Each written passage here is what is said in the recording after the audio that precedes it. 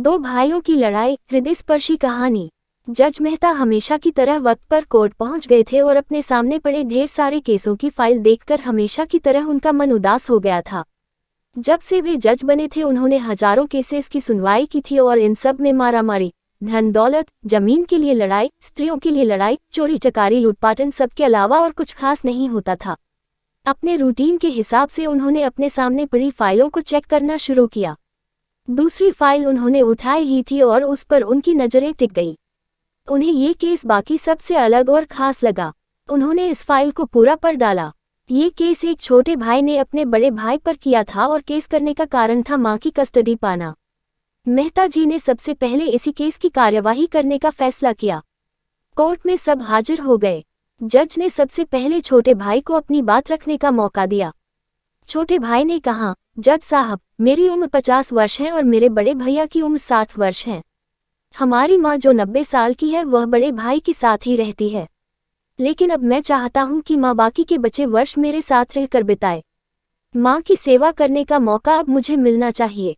मैंने बड़े भैया को काफ़ी समझाया कि अब आपकी भी उम्र हो चली है, अब आपकी सेहत भी अच्छी नहीं रहती और आप दिल के मरीज भी है। मैं अभी स्वस्थ हूँ, इसलिए बेहतर यही होगा कि माँ की सेवा करने का मौका अब मुझे दिया जाए। वैसे भी माँ पिछले 40 सालों से उनके साथ ही तो रह रही है, क्या मेरा हक नहीं बनता कि माँ मेरे साथ भी रहे? लेकिन बड़े भैया है कि इस बात को मानने के लिए राजी नहीं है, इसीलिए मजबूरी में मुझे उन पर केस करना पड़ा। अब बड़े भाई की अपनी बात रखने की बारी थी। बड़े भाई ने कहा, ये बात सच है कि मेरी उम्र 60 साल है।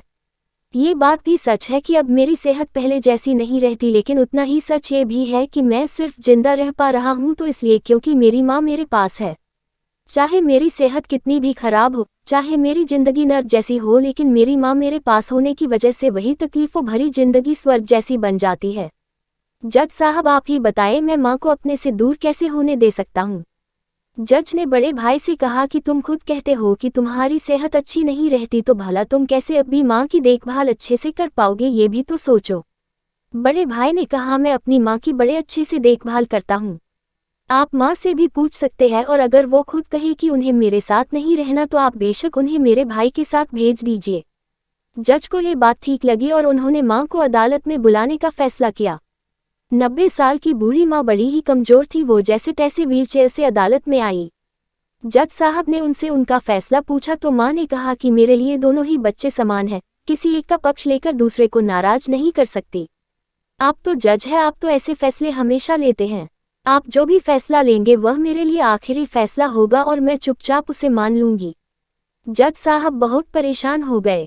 उन्होंने अपनी पूरी जिंदगी में ऐसा अनोखा केस कभी नहीं देखा था।